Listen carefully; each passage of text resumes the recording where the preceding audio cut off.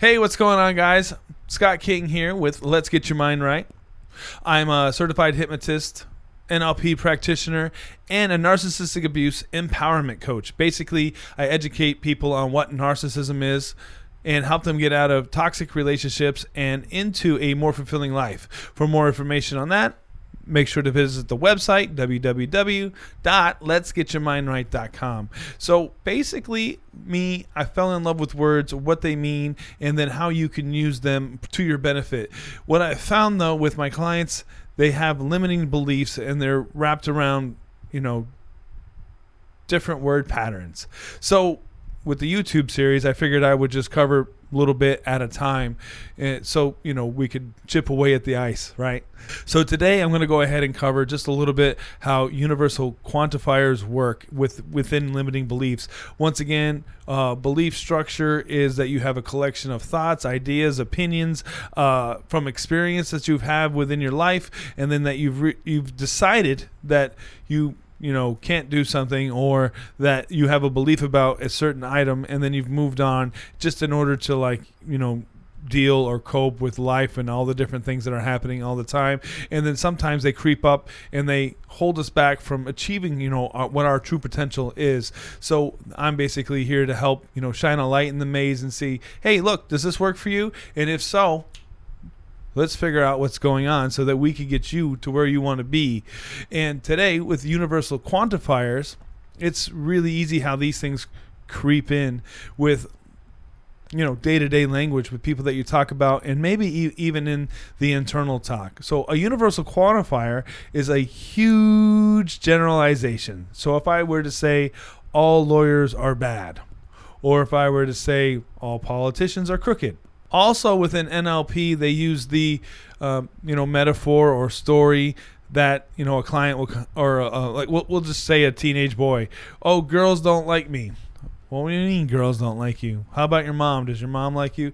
Oh, yeah, that's not what I mean. The girls at school. What do you mean the girls at school? All of the girls at school? Does the teacher not like you?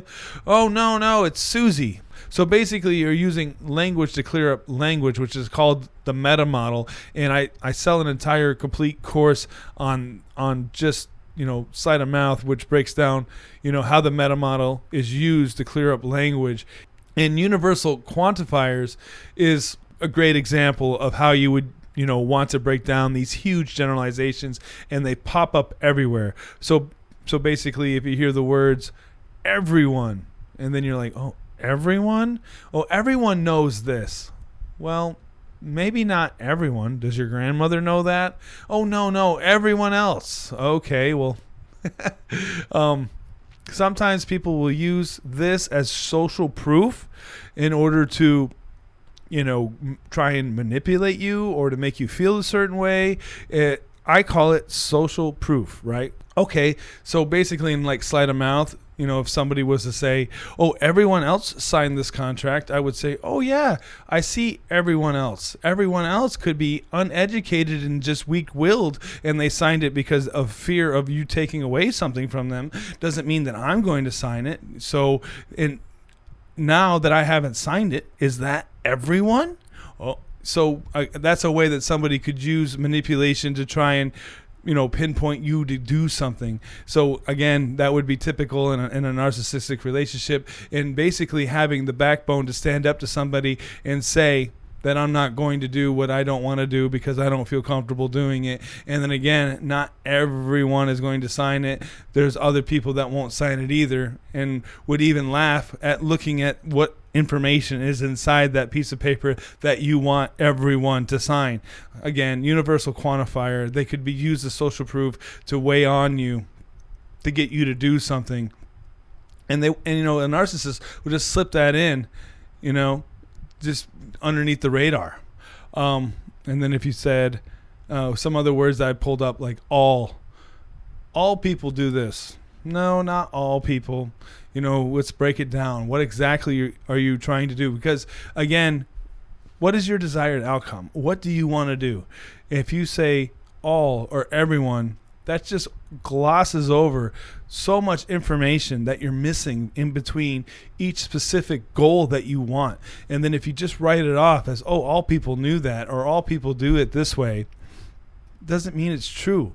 What is it? Chance the Rapper was like the first guy to sign, or get his record played without, signing to a record label. All artists have to sign to a record label. Chance the Rapper's like, no, not really. And honestly, think about all the things that are capable. If you were using a universal qualifier, you could use it, flip it around.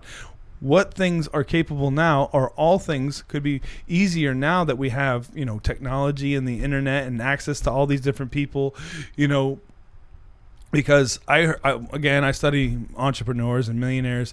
They said, who are they? It's Patrick Big Davis. Again, if you use the word they, who is they? Could you narrow that down? That's a universal quantifier. So I would say Patrick Big Davis, who is a zero to hero millionaire, who is somebody that I follow, says it's easier today to become a millionaire because you have a phone and the internet, because it's easier to access all these different people. Whereas, in the 80s and 90s, the only person that you saw on TV was the news guy or a movie that you watched. Where today you can, access millions of people all the time just by, again, make sure to hit the like button, subscribe to the channel, and ring the bell. Thanks, guys.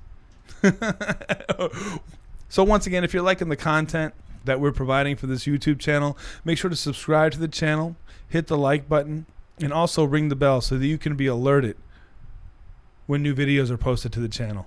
Thanks.